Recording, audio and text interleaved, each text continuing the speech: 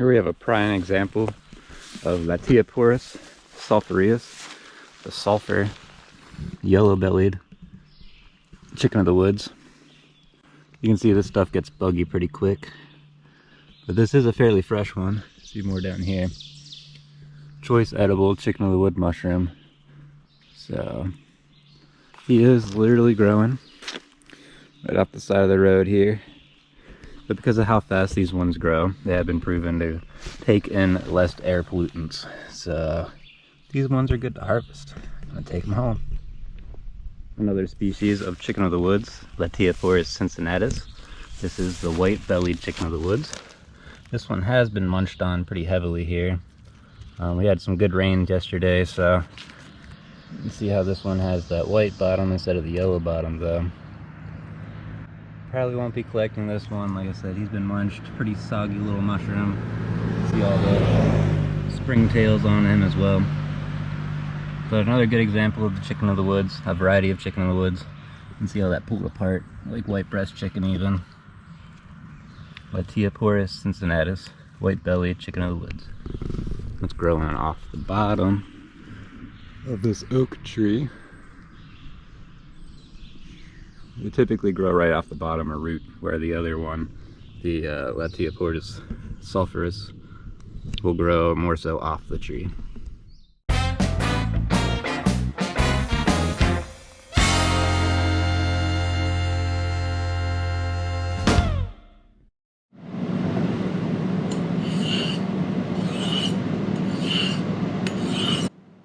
Alright everyone, so we got some fresh chicken in the woods picked. Now let's turn it into food. We're going to do some cooking and breading of this chicken in the woods. Then we're going to toss it over a side of noodles. So get this recipe written down, go get the things you need. Now let's go cook it up. First things first, we're going to take the chicken in the woods we foraged, the Latioporus sulphureus, that yellow stuff. I did end up grabbing some of this little bit of chicken in the woods with the white belly, Latioporus cincinnatus. So we're just going to strip this stuff in about half-inch to inch size pieces. Now the bottoms are a little bit tough, so we're going to cut those off. Even though this is a fresher specimen, those are still a little bit tough, so we're going to toss those to the side there and just use the tender tips. Should look something like this to start, and they're going to cook down a little bit as we go. There's the white one. And make sure that oven's on to 400 degrees Fahrenheit, because we're going to be cooking them in the oven for a little bit before frying them. Here we're just going to cook the water out of them for a little bit before we add any of our liquids. This will help actually get the mushroom to soak up some flavor. As you can see, a little over 30% of people have issues with this mushroom, and a lot of it can be led to just the undercooking of the mushroom. So making sure to cook that water out first is really going to help with the rest of the process here. So once that water is cooked out, I am going to add some pickle juice. Now this is spicy pickle juice. You can use any pickle juice you like or whatever you got. But this really adds a unique and delicious flavor while also tenderizing the chicken of the woods, keeping it from getting a little too dried out when we cook it a little bit later here. So we're just going to cook off the vinegar. It's going to soak up and shouldn't take too long, probably about 2 to 3 minutes, 5-minute tops. And then we're going to toss this to the side to cool. Look at that, soaked it all up, cooling. And you got to make sure it's not too hot because you don't want to cook the egg in your batter when we go to bread this. On to making that batter, we're going to start off with this egg here. Next, we're going to be adding some mustard. I used spicy mustard. You can use regular mustard, but I like the spiciness, so a little bit of spicy mustard. And then lastly, we're going to add some mayo, a tablespoon of mayo. Now you can substitute sour cream, Greek yogurt,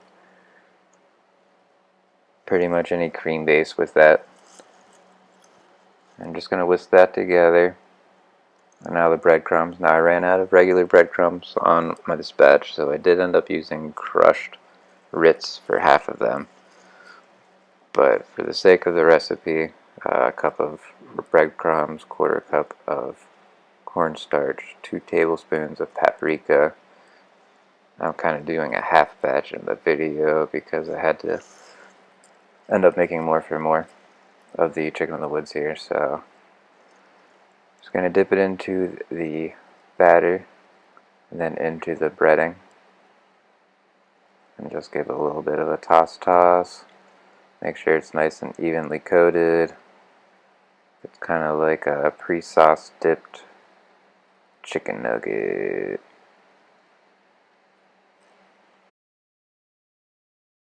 Alright, and into that preheated oven at 400 degrees Fahrenheit for about 15 minutes, and then we're going to pull them out at the end, and then we're going to fry them yet. So while that's in there, we're going to toss this over to my wife Shay for the pasta. So this pasta dish is pretty easy and is great for everything. For this one, we're going to start with a couple cloves of garlic and chop them up nice and fine, get a good mince on them. Can never have enough garlic, in my opinion, for this dish. And then we're going to move over to the stove and melt in some butter along with some olive oil and get that garlic in there. And we want to melt that all together and really get it nice and fragrant. Don't want to cook it super duper hard, just get the garlic nice and happy and very fragrant.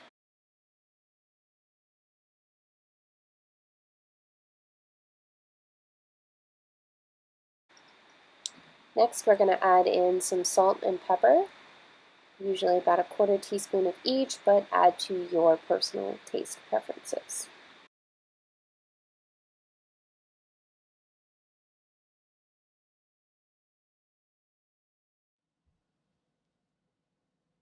Once that's all in, you're going to add in your chicken broth. And once that reaches boiling temperature, you want to add in your pasta and stir it in until the pasta is all submerged.